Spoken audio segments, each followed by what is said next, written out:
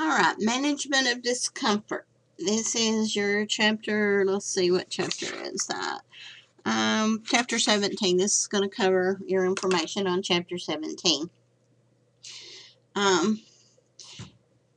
This is a discussion of the type of pain that your labor patient is going to be going through. They're going to have visceral pain and they're going to have somatic pain. Visceral change usually occurs in the stage of labor 1, first stage of labor, where you're having all those cervical changes, distension of the lower uterine segments, a lot of uterine ischemia from the contractions causing the lack of oxygen to being delivered to the uterus. You may also see a lot of referred pain here, where you are seeing pain radiating up to the abdominal wall, or having back pain, iliac crest, and a lot of different areas, even down the thighs. And this is the pain that usually occurs when we're going in that first stage of labor from 0 to 10 in the first stage of labor. Then our somatic pain occurs in the second stage of labor, and the second stage of labor being from complete, where there is absolutely no cervix, to the birth of the baby. And it's usually very intense, sharp, can be a burning pain. It's very well localized over the perineum and around in the pelvic region. The perineum and pelvic floor transmits the pain through the pudendal nerve. This is where sometimes you'll see a pudendal block being used to help alleviate some of that pain. And then most of the pain in that third stage of labor are all related to the uterus, where it is trying to clamp back down and go back to the state that it was to prevent bleeding. And I did this yesterday. Did the whole slide without having it in slideshow. And this may be why. Come on. There, finally. That's probably what happened yesterday. It didn't want to go. All right. So there's a lot of factors that affect pain. Woman's culture, her anxiety, her previous experience, history of drug abuse, childbirth preparation, what type of support she has, what type of environment she is in. So there's a lot of different things that can actually affect your patient's response to pain and how she views pain. You'll notice that your book calls it more of a discomfort than pain. So we're trying to get away from the word pain, although some people who are having contractions will tell you there is absolutely nothing. It is pain. It's not just a small discomfort. So culture has a whole lot to do with it. You have a little box on page 383 that y'all need to look at to see about all the different cultures, how different cultures respond to labor and the pain in labor. So be sure that you look at that. Sometimes if we can control anxiety, we can do a lot of it's commonly associated with increased pain, because the more anxious you get, the more tensed up you get, the more your pain is. And of course, if you had a horrible experience your first time, your epidural didn't work, or it was just terrible, that's going to make you very fearful of what's going to happen. If you've had drug abuse, the nurses tend to not give enough drugs to alleviate the pain because of your history of drug abuse. They don't think you need very many drugs, and in fact, because you have such a high drug tolerance, they will actually need more drugs. If they went to a childbirth class, they will actually be able to use non-pharmacological methods a lot more so than the ones that did not go to the childbirth preparation classes. And someone who comes in that's all alone needs a lot more, will have more pain than someone, or actually experience quite a bit more pain than if she had someone who was there to help coach and support her. And if you have a very noisy environment, or the environment's not very friendly, that has something to do with it as well. So let's look at some of these non-pharmacological management things. They're very simple. They're usually definitely safe, and of course they're inexpensive. You don't have to pay $100 a pop for your Demerol when you take it. So some of the things that are part of this is the focus and relaxation. You'll learn this a lot in preparation for your birth.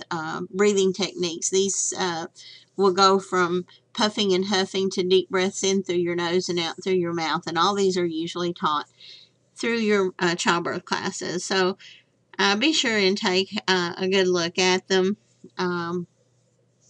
What they are. Effleurage, where you very lightly are touching the abdomen. Music is a really good thing. We very seldom see, or at least when I was doing labor and delivery, very seldom would see patients bring in music or any of these things, counter pressure, any of that. But the ones that did tended to tolerate the first phase and part of the active phase of the first stage of labor fairly well. Doesn't work too well in that transitional stage. Nothing works really well except an epidural. Hypnosis I've never seen used in my career, although there is a lot of positive things said about it. Aromatherapy, kind of depends on if certain smells make you relax. And water therapy is something we use a lot in the jacuzzis or showers. That kind of helps a whole lot. Counter pressures work. Acupressure is a really good thing, except we don't have that availability in our area. But if you had an acupuncturist available, that works really well. So then we go into the pharmacological managements to the sedatives. And of course, like I said, the book goes in a lot of depth on all those non-pharmacological things. So you just want to know about them and how to use them and what they are. Your medications that we're going to give for the pharmacological management, you want to be sure that you're alert for any adverse effects that this medication is going to have on not only the mother, but on the baby. Sedatives can be given, of course, to help with your anxiety, especially if they're having a prolonged latent phase of labor. And they can also help augment analgesia. So some of the things that we can use are barbiturates, but usually we avoid the barbiturates because they do have some undesirable effects on our newborn. Phenergan, however, is something that we use to help with anxiety, and it also helps increase sedation. And it actually, though, we have always thought that giving Phenergan along with Demerol would help, or with any opioid, would help potentiate the mechanisms of the pain medication and help it work better. But your book is saying that research has shown that promethazine actually impairs the analgesic efficacy of opioids. So, Reglan, on the other hand, has been found to potentiate the effects of analgesia. So they recommend using Reglan rather than promethazine. And Reglan being metoclopramide. So then you have your benzodiazepines, which will enhance pain relief, kind of help with the anxiety. Usually you don't see an anti-anxiety or sedative being used in labor and delivery. They will normally just give pain medication and or antiemetic. So that's basically what you're going to be seeing. So what's the difference between analgesia and anesthesia? Anesthesia encompasses analgesia, amnesia, relaxation, and reflex activity. So usually the way it works, it interrupts the nerve impulse to the brain, may have a loss of sensation, partially or complete, may even have a loss of consciousness. The analgesia refers to the alleviation of the sensation of pain or the rising of the threshold for pain perception without loss of consciousness. So that's kind of the difference between analgesia and anesthesia. There's a box on page 392, which I didn't write in here, but it tells you which type of medications are recommended for which stage of labor, which I think is really kind of really good. For your first stage of labor, it's a lot like the second stage of labor, except for it doesn't have the nerve block. The nerve blocks are usually given right at the time of delivery, and a spinal block is usually not given except for right at delivery. Nitrous oxide is something that's not been in a popular use. Years and years ago, it used to be. I think when my mother was in labor with me, they used nitrous oxide, where nitrous oxide would be delivered via face mask, and the woman would hold the mask over her face, and when she was at the point where she couldn't hold the mask to her face, then the mask dropped from her face, and so they control their own anesthesia that way, or analgesia that way. Then, of course, when you get down to the birth itself, there's certain things that they use, and then with cesarean birth, of course, they only usually use spinal or epidural and general anesthesia. So those are the types of pharmacological control during the birth. You want to be very careful with drug-dependent patients, drug-dependent women. You don't want to give them certain drugs. And of course, it goes through all the different types of drugs and how they act. They go through the meperidine, which is okay to give to a drug-addicted mother. It's actually agonist, so it works okay. You've got Sublimase, which is an agonist, opioid agonist, so it doesn't have any issues with that. Whereas when you give an agonist-antagonist, it will sometimes reverse the effect of certain drugs. So you want to be careful with giving those. Your butorphanol, I'll get it. I'm used to saying Stadol. I'm trying to learn how to say all these generic names. Butorphanol, Stadol, and your now bufene hydrochloride, Nubane, are both agonist-antagonists, so you want to be very careful when you're giving those medications. Usually moderate to severe pain. And then, of course, you may see signs of the abstinence syndrome. Now, your box lists what abstinence syndrome can do to the mother, but you will have to be very careful with when the baby's born as well to watch for the abstinence syndrome in the infant. The infant can go through the same thing as the mother can with the abstinence syndrome. So they start having nausea, vomiting, tremors, chills. Be sure and look at that box. Again, if you give narcotics, say you gave mom 50 milligrams of Demerol, and when she was only 6 centimeters, you thought, well, it's going to be a while, the Demerol will.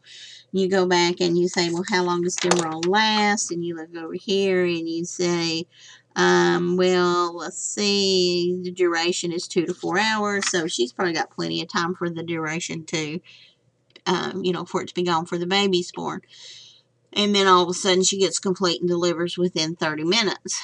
You may have a very floppy baby, and it's because that they have the Demerol on board. And usually you will give Narcan or naloxone to reverse that effect. Now, one thing about naloxone, when you give it, one thing has a short life, and it may fix the baby for just a little bit, but then once it wears off, if they still have Demerol in their system, depending on how much crossed the placenta, you may have to give more. So You want to be sure that you know the particular dosages for the baby as well as for the mother. There'll be different doses for that. So the newborn is 0.1 milligram per kilogram, and the concentration that you usually see the Narcan is 1.0 milligram per milliliter. They prefer IV, but we usually give it IM because by the time you get an IV in them, the IM would already work. So, again, if you have a mother who's addicted to drugs and your baby comes out floppy because he has a lot of drugs and you give them Narcan, they may go in that abstinence syndrome. So, you want to be very careful with that. In fact, there's a medication alert box on page 396 that tells you it may precipitate that abstinence syndrome. And so,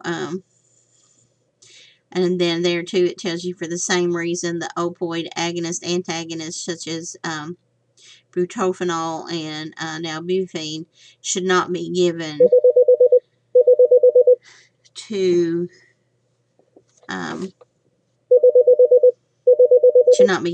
the opioid dependent women. So those are three things you need to watch out for. Okay. And of course, I forgot to park my phone. Well, let's see if I can park my phone. Mode. Alright, now it says out of office, so maybe they'll not bug me anymore. Alright, so some of these different things that we're looking at, the nerve block and analgesia, these are usually given mainly to interrupt the conduction of the nerve impulses, and they usually are given right before the second stage of labor starts. And some of them, of course, are given right at the birth of the baby. So the nerve block, the pudendal block, the local perineal block, usually given at the time of delivery, where they just put lidocaine into the perineum area to cut the for an episiotomy, usually.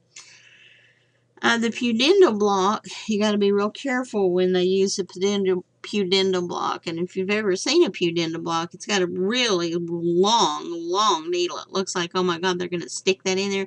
Well, it has to reach really far back to almost to the femoral, head of the femoral area.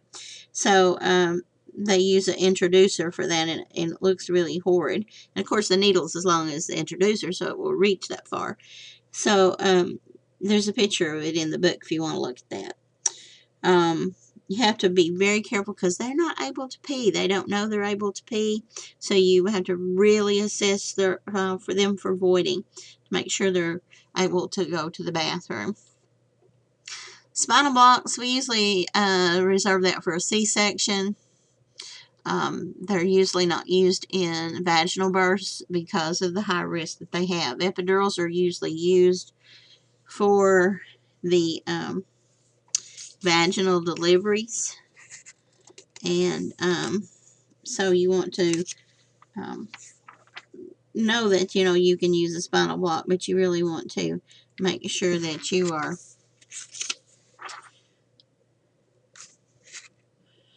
and I see that I missed a page number because page 403 does not tell you the epidural emergencies. It's page 399. Seems to me like I changed it. I must have forgot to push save. But when you do an epidural block, a lot of times with an epidural block, they do a lot of hydration beforehand. Even though your book says that not all, that the Academy of Anesthesiologists don't think that pre-anesthesia fluid bolus is required. Most anesthesia people will not start your epidural unless you've had on at least 500 to 1,000 milliliters of lactated ringer to hydrate the patient.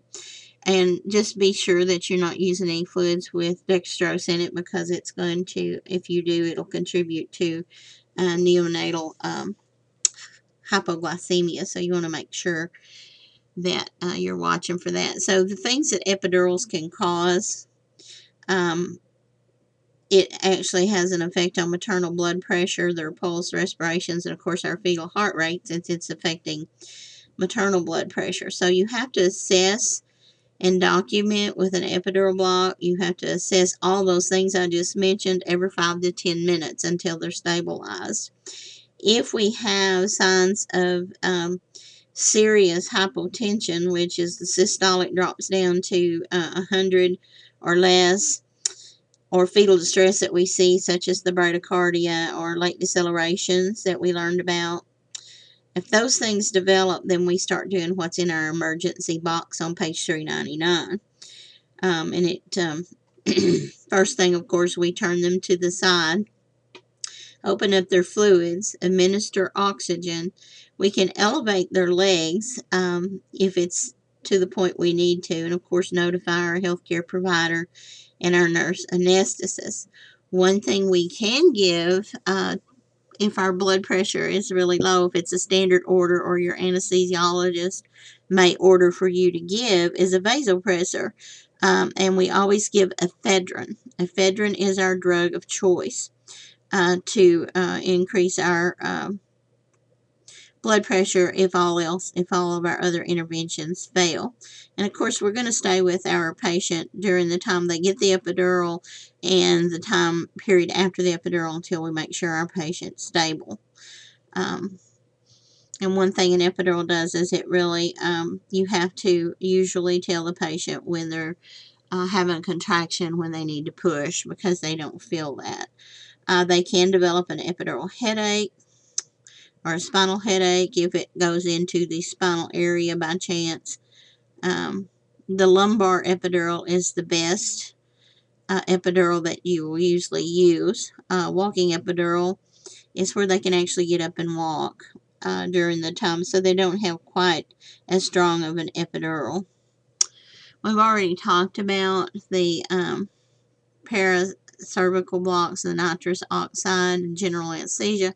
The intrathecal, I don't like the intrathecals. We use those for a very short time. They still go in like you would put in an epidural in the dura mater space in the back into a little space right before the dura mater. Dura mater is the spinal block. You would go into this space and you just inject fentanyl or sublimase, whatever you're putting in there, and it causes these moms to be so sick. It's very short acting. It's usually given when they're 8 to 9 centimeters, or it's a multip that they don't expect them to be in labor for more than a couple of hours because it doesn't last very long. After a couple of hours, it usually has to be repeated. So it's not anything I like to see used. Okay, so here's our responsibilities in helping with the epidural. Of course, anytime we put in an epidural, we need to wear a face mask along with the patient's family members that are in there needs to wear a face mask. And it's up to your anesthesia person whether family stays in the room or not. But it is a sterile procedure that anesthesia does.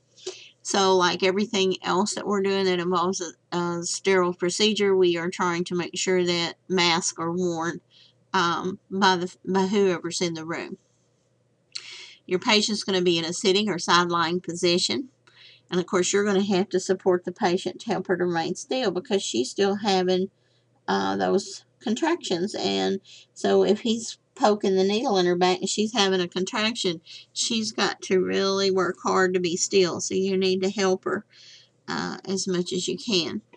Of course, before we get the epidural, we talked about we need to bolus with lactated ringer. And after the anesthesia gets the epidural placed, which is after he sticks the needle in, he threads in a catheter. The catheter's then taped to her back and attached to a pump. And after he gets that done, he's going to give a test dose to see if it works. And then, of course, it's going to take about 15-20 minutes for her to get total relief from them. The anesthesiologist likes for you to put the patient flat on their back so that the medication will disperse evenly throughout the spinal area. This is going to hopefully allow the medication to disperse, but we've got to tilt that uterus. And we're lucky if we're able to leave them in that position, because the epidural medications usually does have a large effect on their blood pressure, and it affects our fetal pattern, which then causes us to go through that emergency box we just talked about. Here is your vital sign recovery things you need to be doing. You need to be doing blood pressure, pulse ox. They need to be on a pulse ox during the whole time you're doing the epidural, so they'll have a baseline and then they'll know what it's doing afterwards. And of course our fetal heart tones. For every 3 to 4 minutes for 15 to 30 minutes, and then we can do them every 15 minutes thereafter. Some of the bad things we're going to see is going to be that marked hypotension, which then causes us to have impaired placental perfusion, and we may see some ineffective breathing pattern going on. Another bad thing is they must be instructed on when to bear down, because they have no idea that they don't feel that Ferguson reflex. They don't feel that need to push. We usually see an increase in using forceps or vacuum extractor. We will see bladder atony. They may not be able to tell when they need to pee, so we need to make sure that we are making sure they get up and void within a couple hours of their delivery, or at least do an in-out cath if they're not able to move their legs from their epidural. We certainly don't want to get them up. Place them on a bedpan if they're able to pee that way, which would be the best, but most of them can't pee and you have to do an in and out cath. Most hospitals insert a Foley catheter at the time of epidural placement and leave it in until after the delivery, and a lot of the nurses are smart enough to leave it in until they're able to move their legs and then take it out, so then they actually have good lower extremity function before getting them up to the bathroom. And of course there's always the chance for that spinal headache. Things we treat the spinal headache for: give them oral analgesia, put them on bed rest in a dark room. A lot of times when you call your anesthesia person and say, hey, I think they've got a spinal headache, they'll say go ahead and give them lots of caffeine, increase their fluids, and usually that doesn't work, but we do it anyway.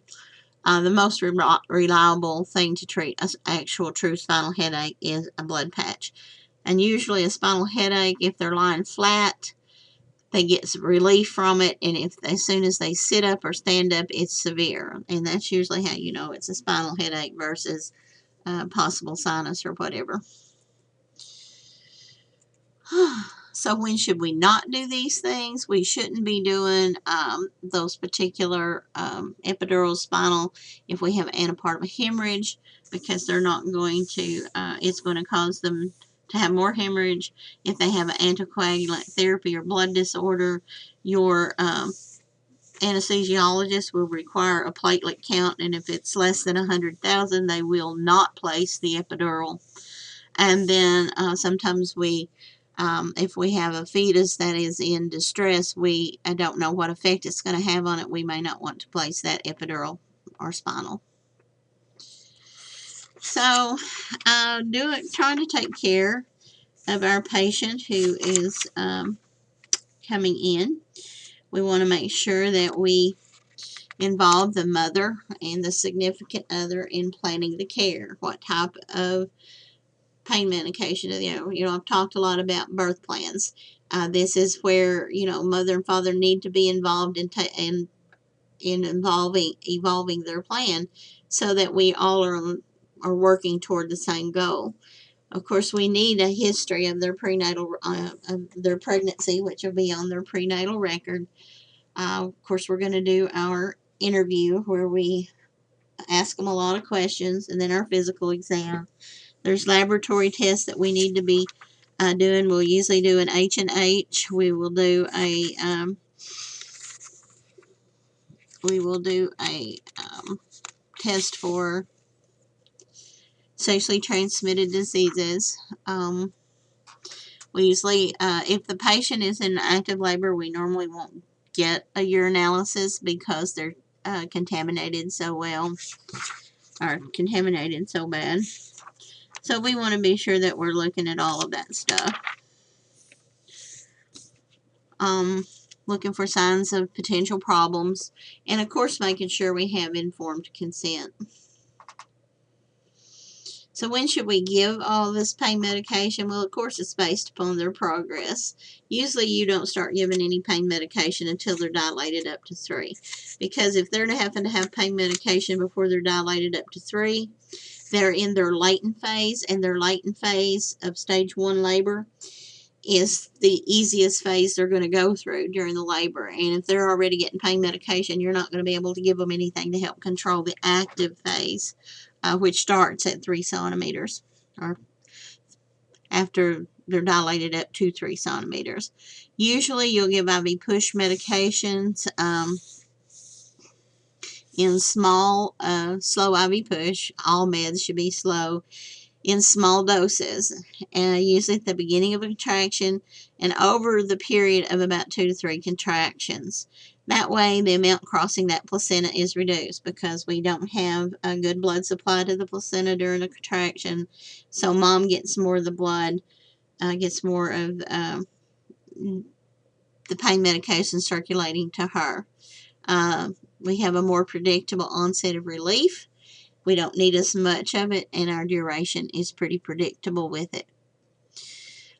We don't do IM because we don't know how much medication that's actually going to get. It's really unpredictable. The onset, of course, of relief is delayed, and we have to give a lot higher doses with an IM medication.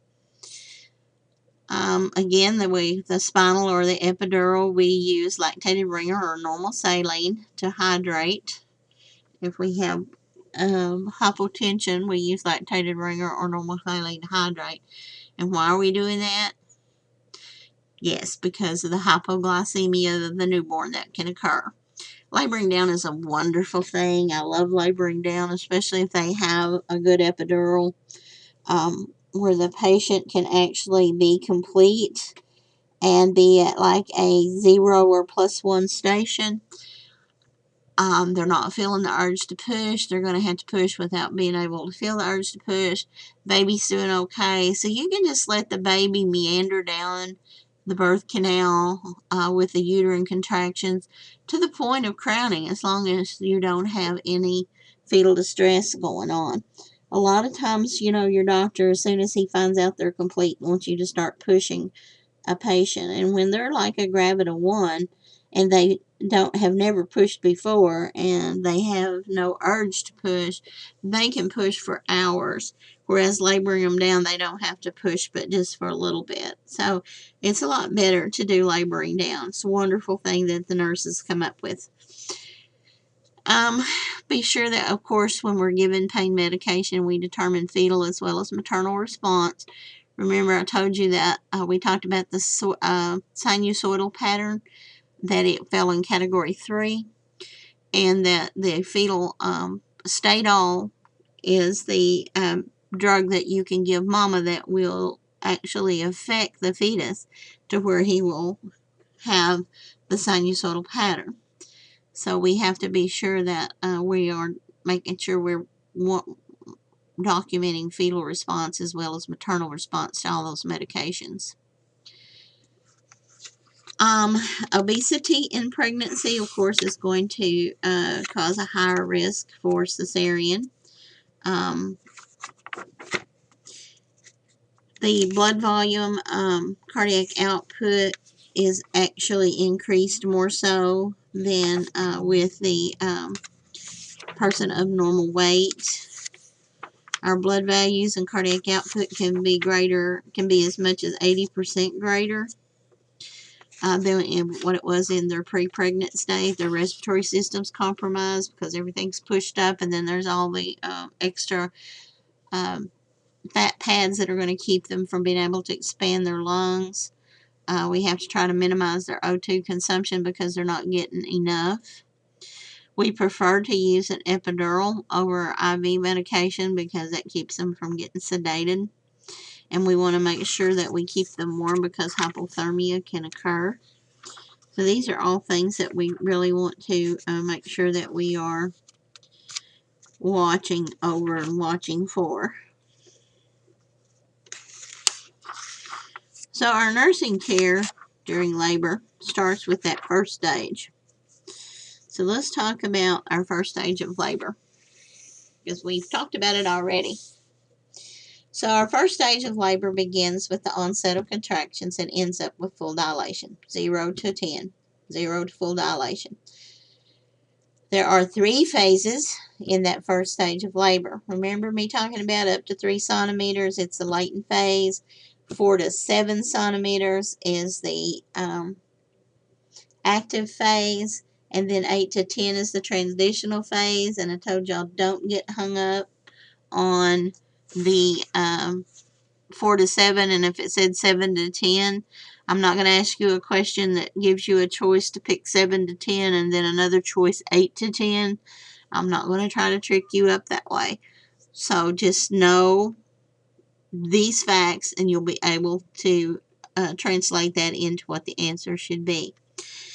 A lot of times your question is from the mom is how do I know whether or not I'm in active labor or if I'm in true labor or if I'm in false labor. And again, there's a page number I forgot to change.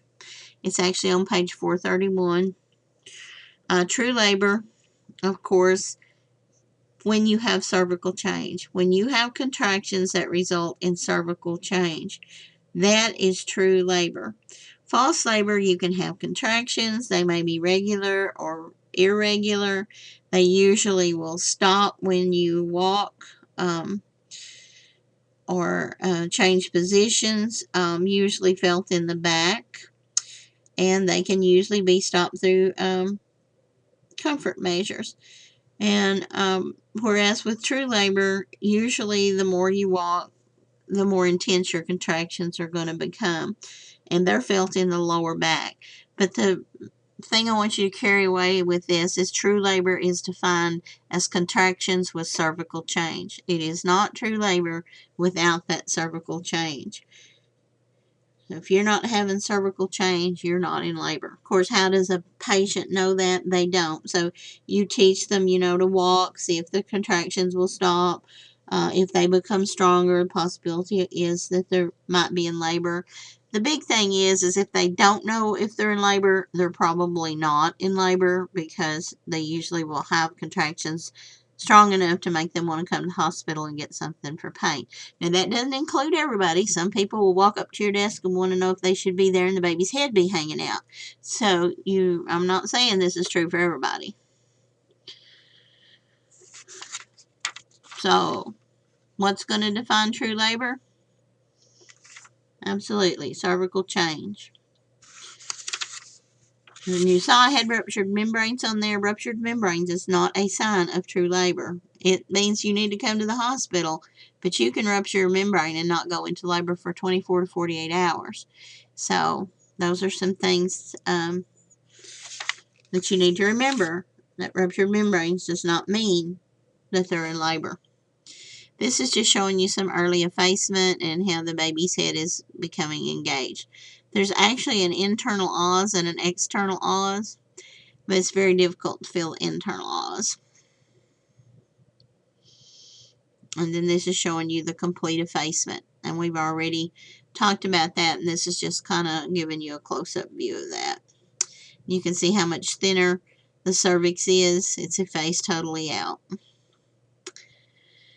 And this is how you should do a vaginal exam. It's a bimanual. Your 2 fingers go here, your thumb goes up there, and you're able to feel the baby's head, hopefully.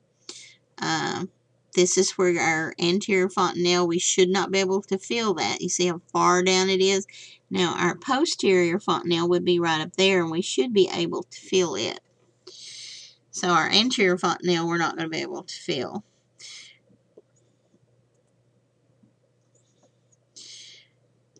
And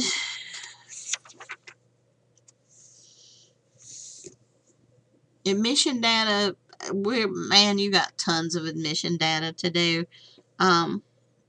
Thankfully, most of it's done electronically. Some of the hospitals are still doing the paper, and unfortunately Unity is still doing the paper charting for labor and delivery. So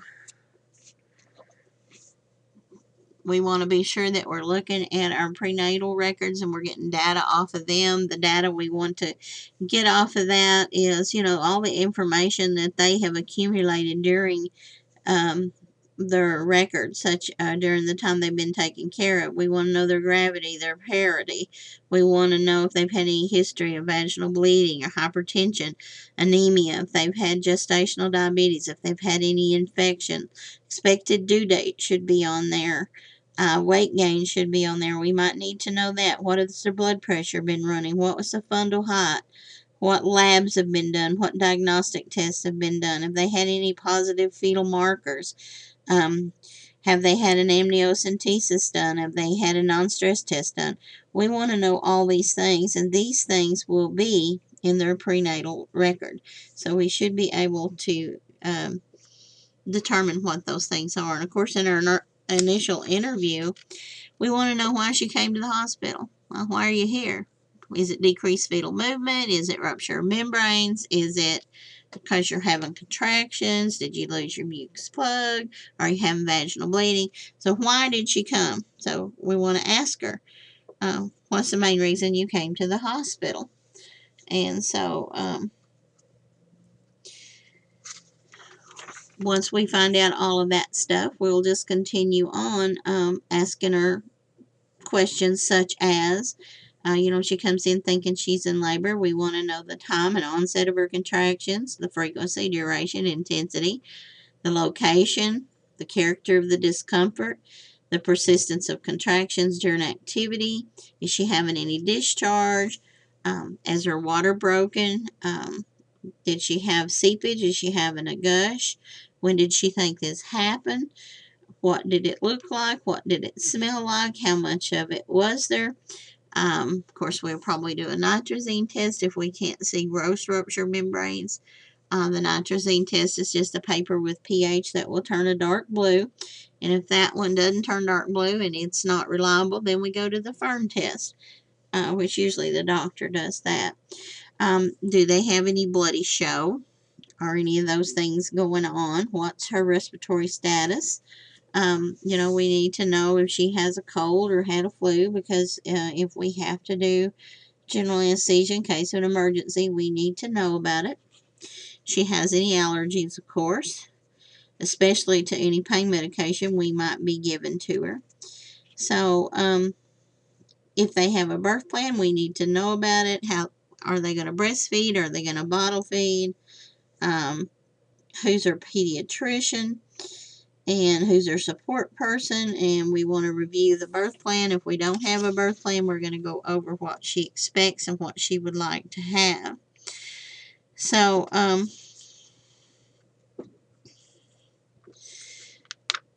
we want to make sure that we're going over that. And some women actually like to have their labor and birth videotaped. And so you want to go by the policy of the hospital there. Not only, we got to also have our privacy protected as well. The nurse should clarify what parts of her childbirth she wants to have photographed, and remind them that families, remind them that pictures shouldn't be posted on social media without the explicit permission of the nurse that was in there. Some psychosocial factors we want to, of course, we wanted to address how she actually, her appearance in general, and y'all just did all that stuff. So, if she has a history of sexual abuse, we need to address that, because she may have some difficulty with the labor, with all the things that's going on, and then us touching her in the area, especially if the baby is a product of this sexual abuse. So we don't want to do a lot of vag exams and things on her at this particular point of time. Any type of cultural factors that may we need to consider, and of course we need to clinically evaluate her labor status. We need to check her cervix to see if it's dilated, at what station she is, what effacement she is, does she have any bloody show. Some more things we may find in the prenatal records. Of course, I told you the labs and the velatiter is very important because we'll need to give her MMR when she leaves, because we can't give live attenuated viruses to a pregnant woman. We have to wait till she delivers. We need to know her GBS status because we will need to give her antibiotics if she's positive. We need to know her hepatitis status because if she is positive, we'll need to give the baby some extra. We'll have to give him an H-big as well as his hepatitis B vaccine. So all these things are real important that we know. We also want to be sure that we're considering how much stress mom's in during labor. So it's however the person that supports them is going to be how much stress she actually is going to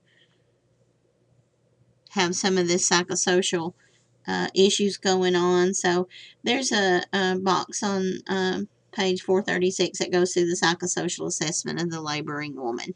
So you can look at that. Of course, I've got see page 439. It's 436. I would change it, but I can't right now. All right. So the physical exam, and we already talked about the cultural factors and how important it is for Dad to be in there. Now, if we have a non-English speaking patient, it's our duty to be sure that we have a translator. It is not kosher to use a family member as a translator. If something comes up later on because she didn't understand, the translator didn't understand, and she was a family member and she didn't quite understand, and something bad happens, you're the one that's going to be in trouble for not getting a paid interpreter who knows how to explain things in the medical terminology we need it translated to the layman's terms. So be sure that you are looking at providing. And if you're lucky, you'll have somebody on staff that actually can speak that language. That's the ideal situation, but not. We are just now seeing, we're seeing a lot of Hispanic patients, but not very many Hispanic nurses. And just in the last few years here in our area, we've started seeing more Hispanic nurses, but most of the Hispanic nurses have been male.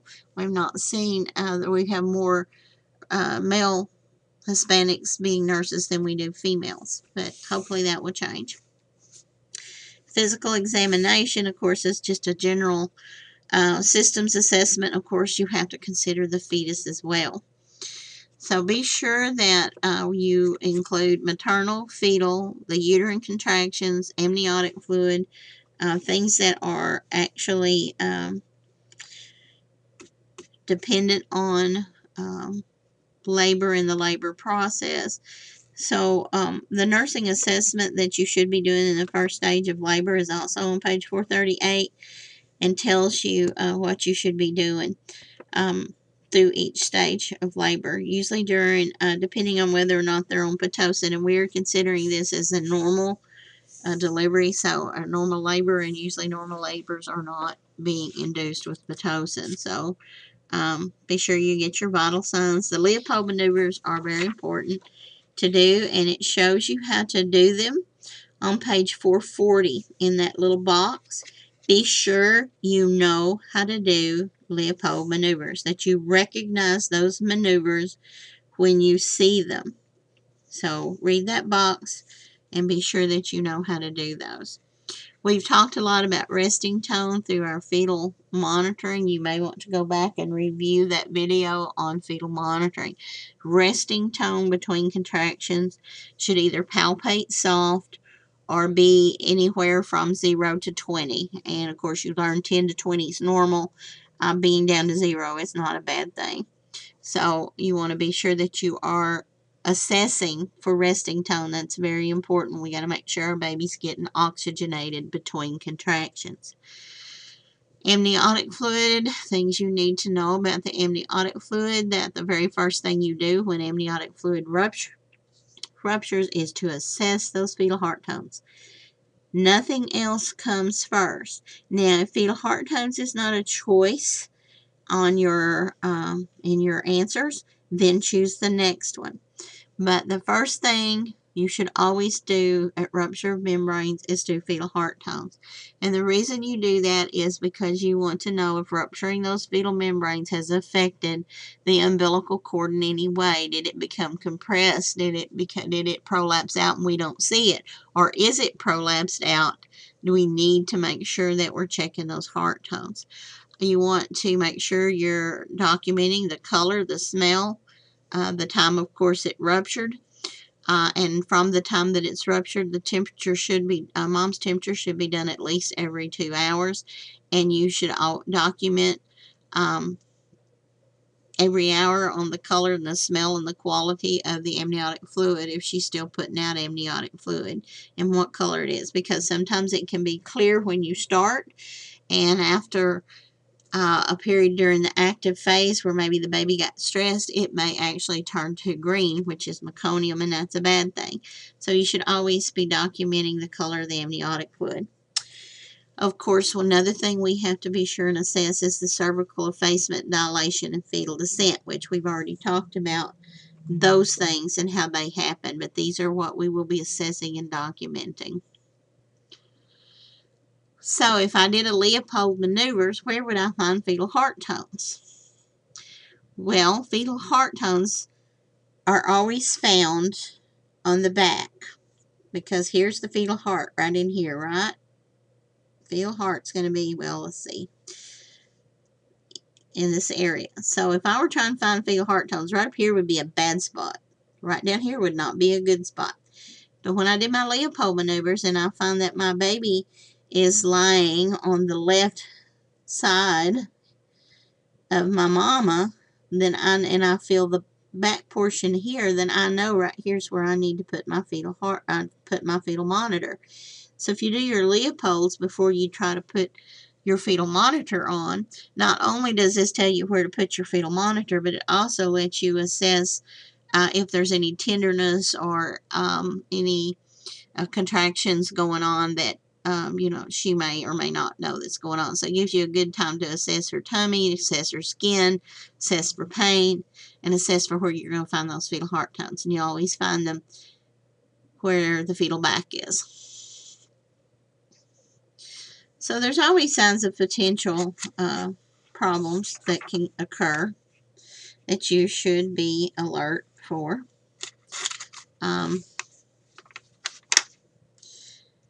They are actually on page 444.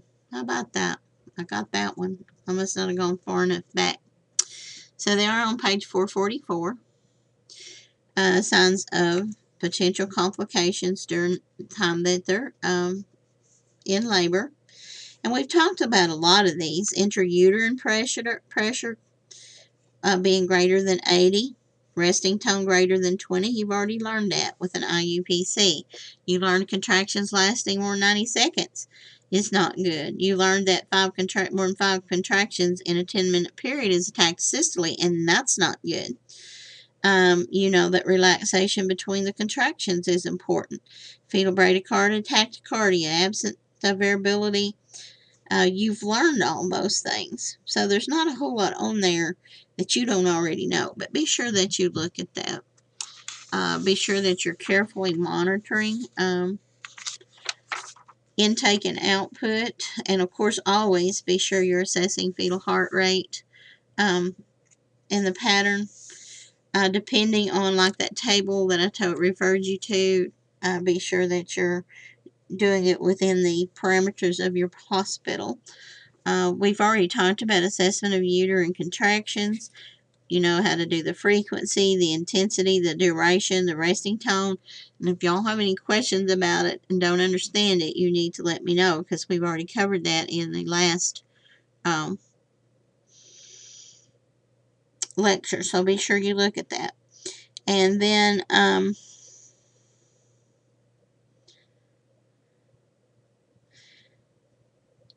there is actually, if you're palpating, the following terms is mild. If you want to take your face, I was saying chin, but evidently my nose is harder than my chin.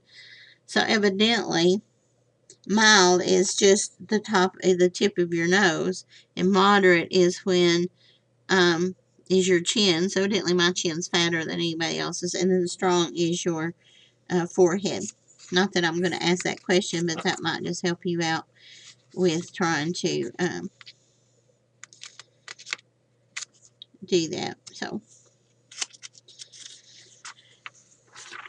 be sure that you look at that. Our vaginal exams, we try to keep those to a minimum simply because it is a mode of infection.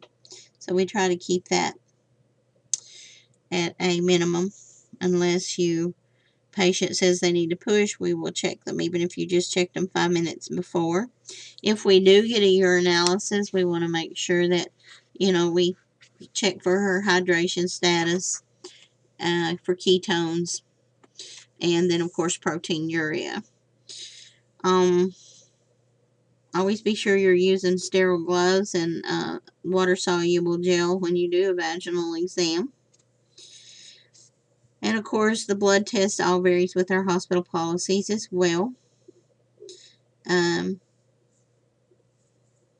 We usually collect that when we start their IV.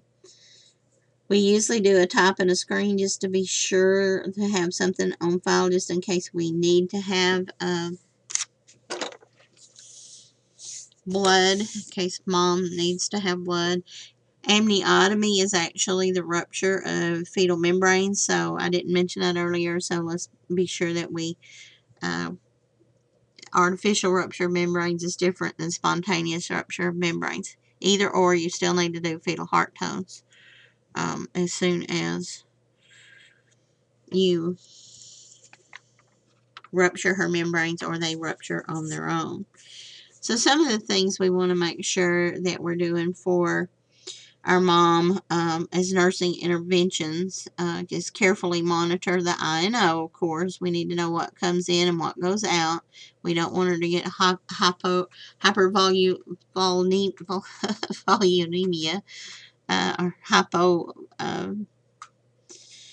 or hypovolumemia. That's really weird. Anyway, we want to make sure that we are physically keeping her clean and dry, changing her linens, washing her bottom, giving her ice chips to keep her from having a dry mouth. And let me see if that page is right. I don't think it is, but we'll see. Actually, it is.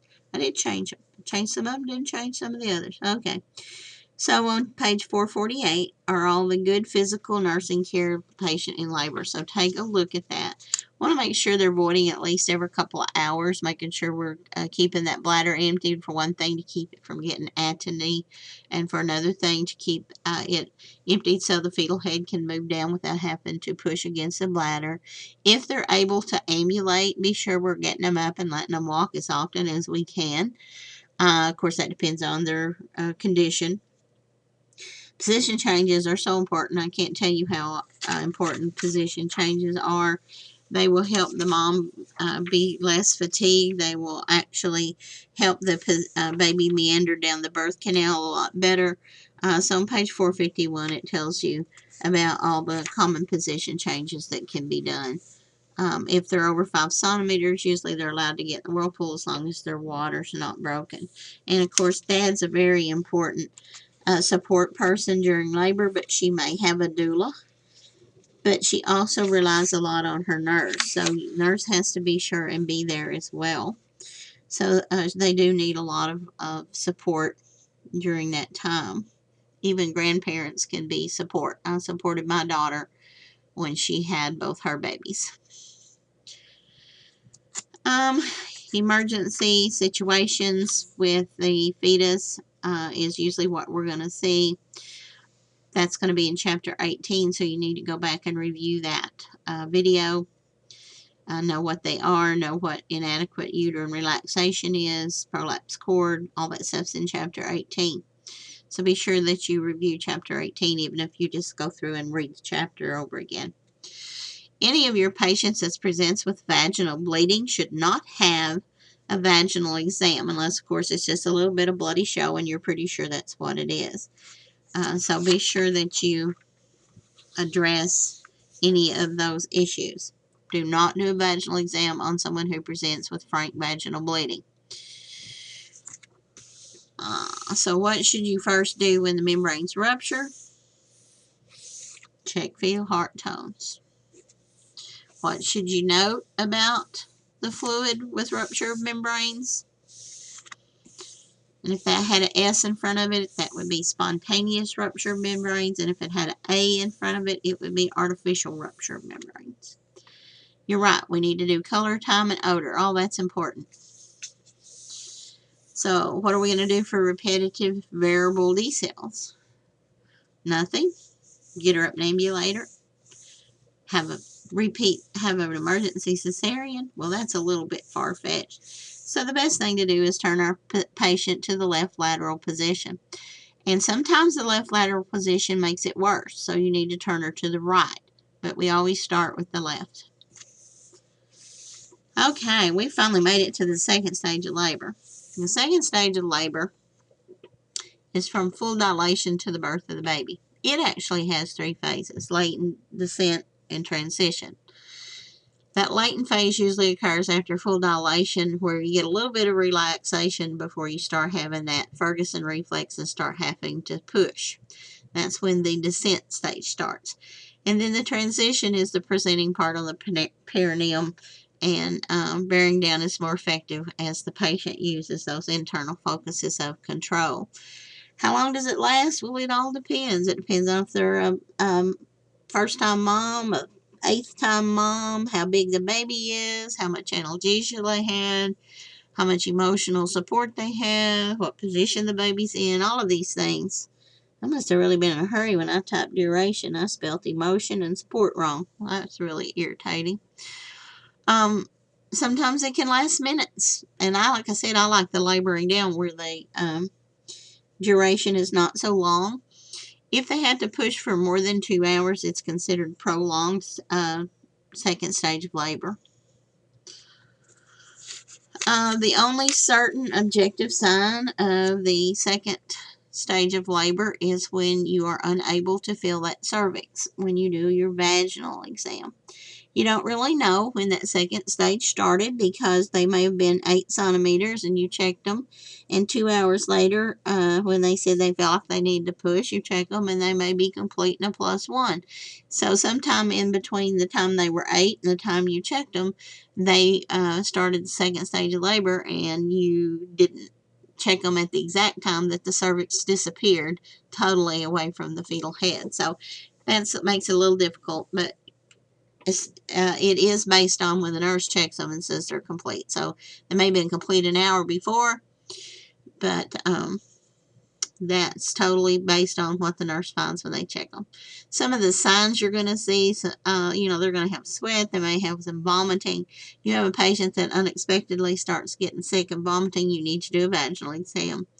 A lot of times they'll be bearing down without, they're not able to stop it.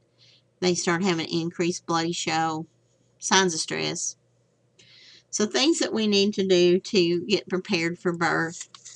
Be sure you read that on page 457 on how to assist with a birth without a doctor. Our position that we are in, our squatting, is our highly effective. It is our best position for getting more room in the pelvic. Upright position is good for oxygenation. It was going to result in a little bit more lacerations and blood loss. The side lying position is helpful for fetal head rotation as well as hands and knees. Encourage her to push like they want to push. Of course, the doctor is going to tell them to hold their breath and count to 10 very slowly. We shouldn't encourage them to hold their breath for more than 7 seconds, although the doctor does 10. Make sure they're taking deep breaths in when in between their pushing. A lot of times you will see that the patient develops a little bit of amnesia between the contractions during that second stage.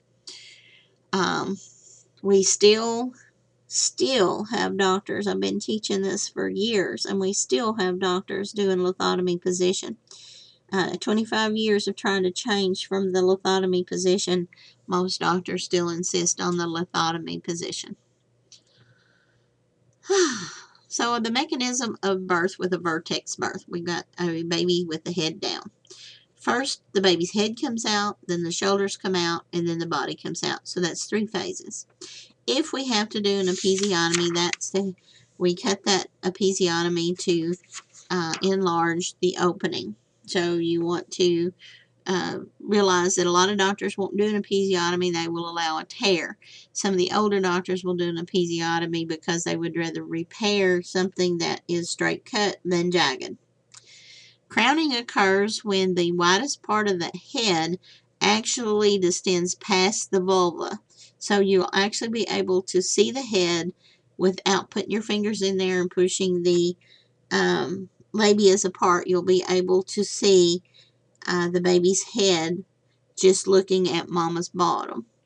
A nuchal cord is a cord that's around the neck. It should be reduced before delivery. You may be able to pull it over the head, or you may have to actually clamp it on 2 sides and cut in between so that it doesn't bleed out. We do not recommend doing fundal pressure, although some of the doctors actually want fundal pressure to help get the baby to deliver.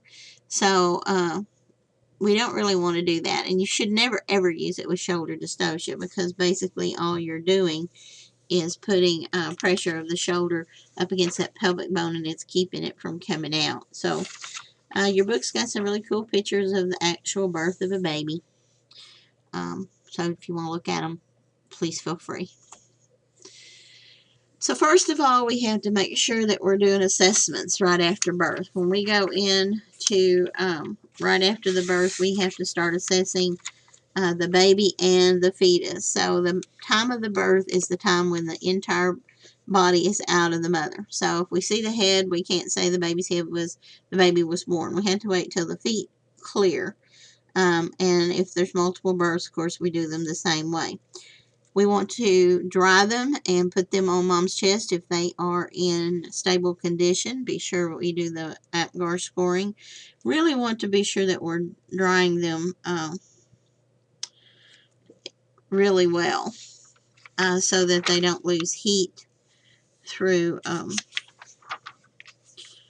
evaporation. You don't want them to lose heat through there, so you want to be sure that you are looking at that. Now the APGAR score are done at 1 minute and at 5 minutes. It tells you to see table 24 1 in your book, and that's in chapter 24 to show you how to do an APGAR scoring.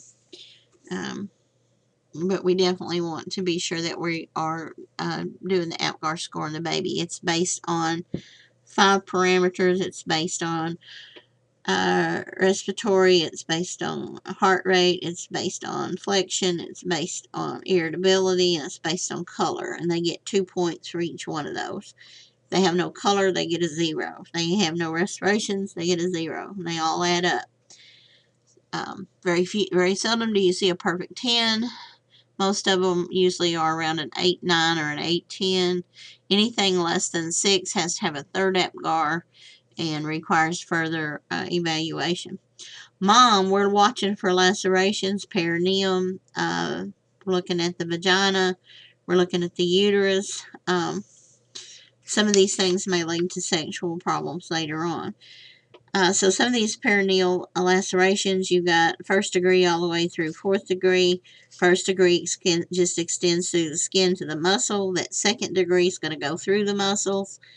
3rd degree continues through to the anal sphincter, and then that 4th degree is actually involving the anterior rectal wall. And that one you don't want to, you want to be sure and take really good care of. Make sure that they have actually we're going to give them a low fiber diet for this one because we don't even want them pooping much. Alright, so here's all about the episiotomy. We make it in the perineum to enlarge that vaginal outlet.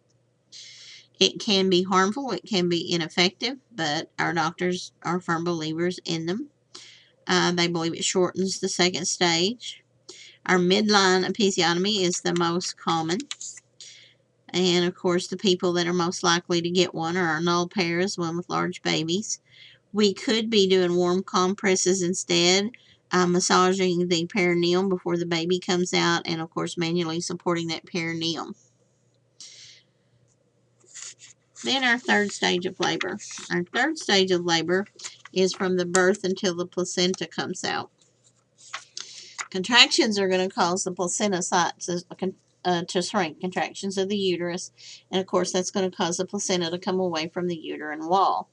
Things that we're going to see are firmly contracting uterus that's going to go up in that globular shape. We talked about it would show up in someone who's thin, have a gush of dark blood. We're going to see that lengthening of the cord. It's going to kind of move on us. And of course, we need to allow that endogenous oxytocin to work. If we are wanting to expedite the after the delivery of the placenta, we usually give oxytocin because it lessens the blood loss. There are a lot of different cultural beliefs about the placenta. Some of them actually ask to take it home with them. Depends on your hospital as to what you do with the placenta. Sometimes the placentas are sent to lab. Sometimes the placentas are just discarded and burned as trash. So there are some potential problems in this when the placenta delivers. We are at major risk for postpartum hemorrhage. We have a lot of rapid cardiovascular changes. We're seeing the belly emptying out, so that there's a lot of pressure changes going on in there, so it's going to have a lot of changes in that cardiovascular. We're going to see some cardiac discompensation, especially if we have a patient who has cardiac disorders. We could see an aneurysm, an emboli, an amniotic emboli. We see a lot of these things that we need to be assessing for. Be sure that we clean that perineum after delivery, put an ice to the bottom, be sure she's got good clean linens on and a dry gown. Usually at the time that the baby's born, during this period, we're seeing the first period of reactivity, breastfeeding should be started. And this also helps with activating the endogenous oxytocin to help the placenta come out. So the nursing care after the fourth stage of labor, not going to go too much in depth with this because we're going to postpartum on our next lecture. It encompasses the first couple of hours after the baby's birth, and it includes monitoring both mom and the baby, especially if you do couplet care. Now, you'll find out at Unity that you do one set of vitals, but most of the time baby goes to the nursery and is recovered in the nursery by the nursery nurse. The White River, they will be doing the recovery of mom and baby in the room together. You're going to identify any deviation from the norms. You're going to notice if there's any birth defects, if there's any birthmarks, anything that deviates from the norm. And again, that's an excellent time to encourage breastfeeding, and we just talked about the first period of reactivity. So it's really a good time. The baby's alert and awake and doing well. So we're going to be doing vital signs every 15 minutes. We're going to check the fundus every 15 minutes. We're going to check the bleeding every 15 minutes. If they saturate a pad in less than an hour, we are definitely going to be looking for possible hemorrhages and causes of hemorrhages. We're going to massage the fundus. If the fundus is not firm, we're going to make sure that her bladder is empty and not causing us to have problems with bleeding. So we really need to know things about the mom. If we're the receiving nurse and we've not been in the labor, we need to know all about the labor. Was it precipitous? Did she have a large baby? Did we have forceps used? Was she a gravida 5? Did we use Pitocin to induce her labor? Why do we need to know all these things? Because all these things will affect how our uterus is going to react when after the baby's born, whether or not it's going to be able to involute on its own, or if it's going to need a lot of help, if we need to assess more so for lacerations, more so for atony. Tells us a lot of things we need to know. We're going to evaluate all those things. Why are we looking at the legs? Well, possible DVTs. Vital signs, of course, we're going to be sure and be watching. Malfunction, we're usually not going to see a whole lot of action going on there. We're going to review any labs, tests, and values, and we're going to do washing our hands and preventing infection in making sure everything, and make sure we're teaching them to wash their hands before they go to the bathroom and after they go to the bathroom to change their pads. Oh, so how are we going to prevent excessive bleeding? Again, like I said, make sure they go to the bathroom. Make sure we're checking the fundal height. Keeping that bladder empty is very important. Make sure you're watching those perineal pads. The two most important interventions to prevent excessive bleeding is maintaining that good uterine tone and preventing bladder distension. Those are the two main reasons we have postpartum hemorrhage. So one of the main things we need to do is intermittent gentle massage of the uterine fundus. If we do it too forcefully, it's going to cause the uterus to invert or prolapse. And of course, giving our oxytocin right after delivery is definitely going to help us, and make sure they have plenty of fluids going so that they don't dehydrate. The way we can prevent bladder distension, of course, is getting them up to the bathroom as soon as possible, or making sure that their bladder is empty. What we're going to see when the bladder is distended is that our uterus will be displaced above the umbilicus and to one side of the midline of the abdomen. That's going to prevent the uterus from contracting down normally and getting into the spot it needs to be in. So if all these things, if the uterus is firm and the bladder is empty, there's got to be another cause. So we need to look for those causes. And a lot of times it may be an unrepaired vaginal or cervical laceration, could be a hematoma, vaginal hematoma, or they could be going into disseminated, which is missing an A, intravascular coagulation, DIC. So we should also be starting our teaching at this point. Promote exercise. Those Kegels just work wonders. Make sure they're doing their nutrition. Be sure they continue with folic acid if they are going to breastfeed. And of course, we should promote breastfeeding. We should start promoting breastfeeding at their very first prenatal visit. Want to make sure they get up and go pee. We give them Colace to make sure that their bowels are working properly. Make sure they're having enough fluid. If they're not going to breastfeed, we need to make sure that we're working on suppression of lactation. Give them a well-fitting support bra or a breast binder for the first 72 hours. They don't need to take warm showers. If they're having pain from their breasts being engorged, they need to put an ice pack on it instead of heat. So these are things we have immediate assessments for. We need to immediately assess the newborn, the perineal, for laceration, cervical injury. These are all things that have to have immediate assessments. And we've talked about those assessments, and we'll talk about in the more so in the postpartum about the a lot of the perineal and lacerations and such.